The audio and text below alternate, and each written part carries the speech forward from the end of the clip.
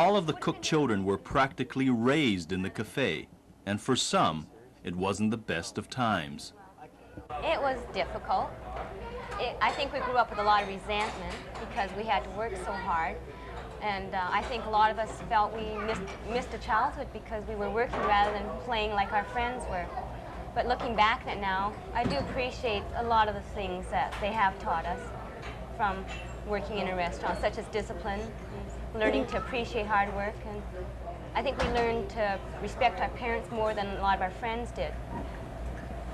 Maybe after the girls left and there was only the boys left, I think they should have or could have helped Mom out a little bit. Before, the girls were always here helping Mom, and once they left, there was a gap. There was no girls to help out. How do you know? You weren't here then? Well, I know, Grant. I know.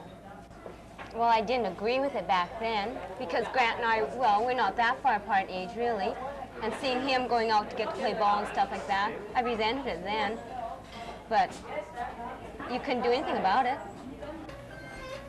Even though all of the Cook children have worked on and off at the New Outlook Cafe, Jimmy Cook always hired outside help, and some of them have been at the Chinese Cafe for quite a while.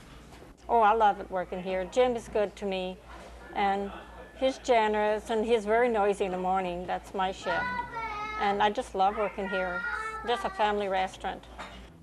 But it wasn't always like this. In 1912, the Saskatchewan government passed this act. It made the hiring of white women in Chinese cafes and laundries illegal. Things are different now. The 1912 law was repealed in 1918. The Exclusion Act died in 1947, and Chinese cafe owners can hire anyone they want. Some, like Jimmy Cook, hire outsiders.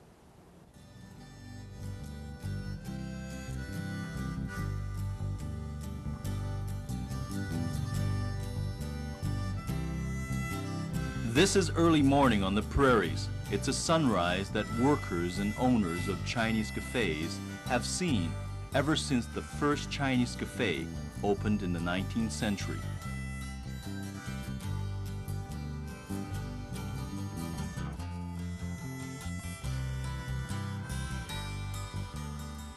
The women and men of the cafes have grown up with these flat, wide open spaces. The prairies. It's a country all on its own, of grain elevators, stretches of lonely roads, and the waters of the Saskatchewan River. It's a country where the people of the Chinese cafes have lived, loved, and raised a family, and their lives are planted deep in the prairie soil.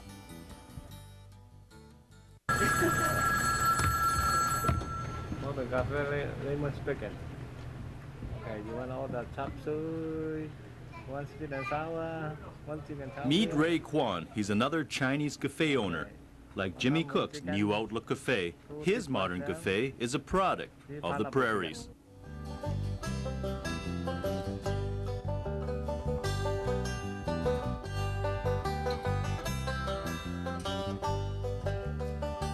With his sister May and brother-in-law Fong Chow as partners, Ray Kwan has operated the modern cafe since 1959.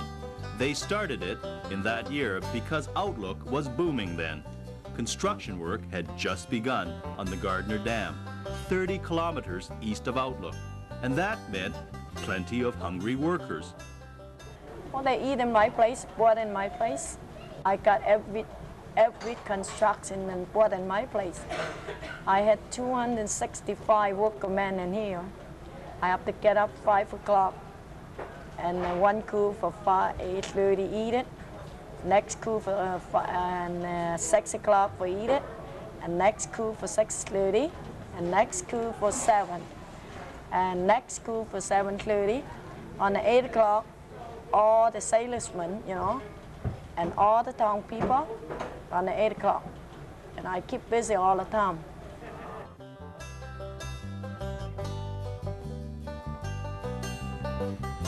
When the Gardner Dam was finished in 1967, it was a boon to farmers in the surrounding areas. Land could now be irrigated, and with over 40,000 acres under irrigation, Outlook is the irrigation capital of Saskatchewan. But even though the Gardner Dam helped the modern cafe prosper, Mei Chow wanted to do something else. You know, I like to do the teacher or else just work in the hospital or the business. That's my future in China. I plan on it. Well, when I come in and I couldn't get in school, I really like it going to school. By that time, because I'm a married woman, I can't go to normal school like everyone else. But Mei Chow stayed in Outlook and, like most Chinese cafe owners, worked and worked. I work 16 and a half hours every day. And I cook and I wait on table and I wash dishes and I do everywhere. Yes, I did my job like that. Doesn't matter who they are, they just give me a call, May, get up, and I come down. Working long hours is necessary just to make a living in Chinese cafes. But some people still think that the long hours and hard work are parts of the mysterious Chinese tradition. If the modern cafe wasn't here, well, we'd be at a loss because white people don't work the same as Chinese people do. They don't put in the hours. They are dedicated to their work, and they just simply work until the work is done. With Anglo-Saxons, they're more clock watchers, you know, but Chinese people, their tradition is to work, and they work long hours. The trouble with a lot of our society today is that people just don't produce, and they could take a lesson from our Chinese people. I agree. Like the modern cafe, the new Outlook also has its loyal followers. Well, loyalty is every restaurant has their clientele. There's people who will float from one restaurant to another, but there are people who